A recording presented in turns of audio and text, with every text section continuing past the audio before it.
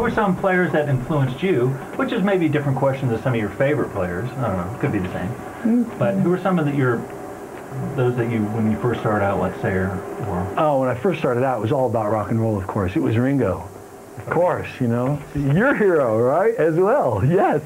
Ringo, and I used to have this, people would always tell me, oh, he's no good, you know, why would you want to emulate somebody like him? He's not a good drummer, he doesn't do anything flashy. And I would have this argument with people all the time, how absurd that is to say that about a guy, Ringo, who is painting 1/4 of every picture that the Beatles created. I mean, he played beautiful drums, and he played with the music, and that's a rare thing for a drummer. So Ringo was a huge influence on me, and that's what I always loved about playing drums was the opportunity to add something to the big picture. The big picture being the song, to really do something from the fundamental drum thing that would accentuate things in songs and drive the feeling that they were trying to... Yeah, he really moved the songs along. Oh my God, yeah. You know, slow them down, or, I mean, I'm not talking about the time and all that, but I mean, he just really did the most appropriate drumming for the song. Yeah, yeah. Whereas, I don't want to get into my thing, but like Keith Moon, who I do like as a drummer, seemed to be like too much.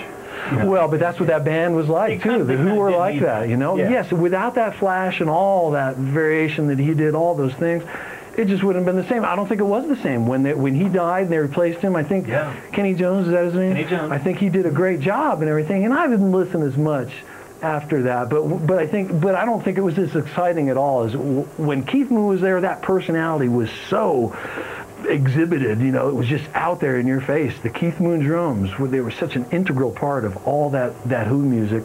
I love Keith Moon's drumming. He was definitely a big influence on me way back then too, as I started. Although I never played like him, because I never, again, being a self-conscious guy, I never felt the freedom to express myself, and I was always so envious of Keith Moon for that freedom to go off. Yeah. Well, you know, I notice you keep... What is this? What am I doing? Oh, I'm acting like I'm playing drums. Oh. Just to visually be supportive. What you need? Oh, unacceptable. Look at the Come on. That's a banana. Woo! No, it's fine. I'm a terrible drummer, but I used to drum in college in the dorm rooms. I had some guys who play guitar well, and I play on books. Oh, yeah. And so, could you show us how you hold that? This is called matched grip.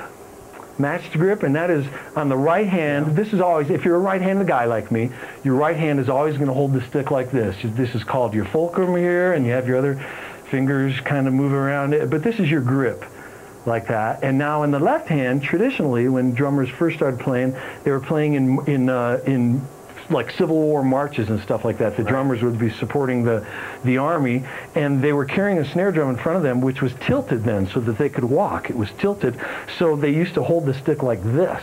Yeah. This is the way you'd hold it, and that would allow you to get that kind of curve, because the drum would be curved like this in the front of your body, and you needed to go like this. So can you see all this? Yeah, I'm trying to think, you know, like Max Weinberg.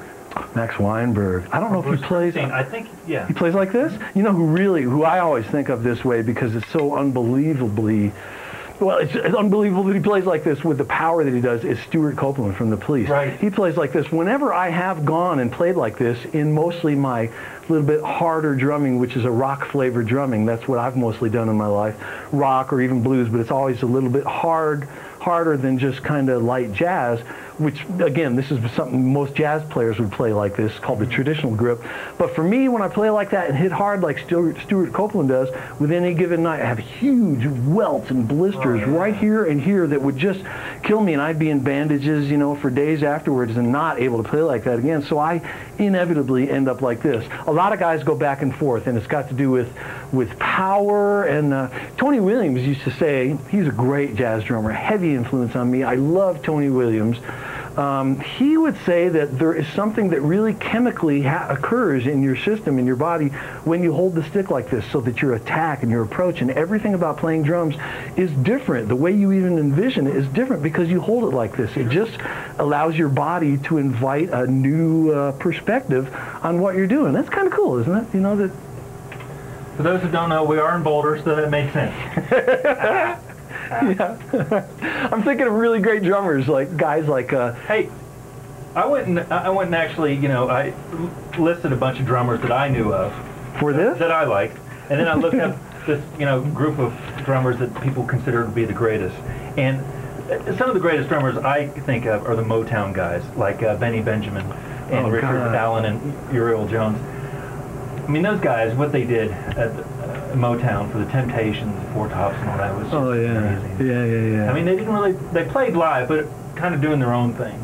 That's what that movie was about, right? Standing in the Shadows of Motown. That's where Benny Benjamin. Yeah. There's another guy too from back in that era that I don't know if people talk about enough. I think who is also a heavy influence on me. I just love his drumming, and again, kind of like a Ringo guy who really plays with the music. But this guy's, his name is Al Jackson Jr. I think, and he was the guy that played with Reverend Al Green on all his old stuff, and a lot of those old. I don't know if they're really Motown tunes. Is Al Green Motown? I don't think so, really. I'm not sure for the Stax or Stax or Muscle Shoals or whatever it was. Anyway, Al Jackson Jr. was this great guy, and he had this really unique thing. Every time you hit the snare drum, he would also hit like a tom-tom or something like that. And people have even debate. I would ask drummers. I would ask guys like Larry Thompson. He's the famous drummer around here. I just try to find out if any of these guys knew how he did that. Did he actually, every snare beat, did he come off of the hi-hat and hit a floor tom, or did he somehow hit with his left hand 2 drums at the same time? I mean, it's a very unique and an individualized sound that he's got. If you ever get a chance to hear that, you'll see what I'm talking about. And it's beautiful. It's beautiful drumming. Beautiful. You mentioned Stuart Copeland. I actually wanted to play you a little bit. We could go on for hours like this. I guarantee it. But this is Pete Thomas, who plays for Elvis Costello. He's in the Attractions, and I'm not sure if you're familiar, but these are the starts of 3 songs that did. First one was Watching the Detective. Oh, I love this song! Watching the Detective. Yes! I remember seeing this guy on TV. This skinny, tall, that drummer, that's the guy.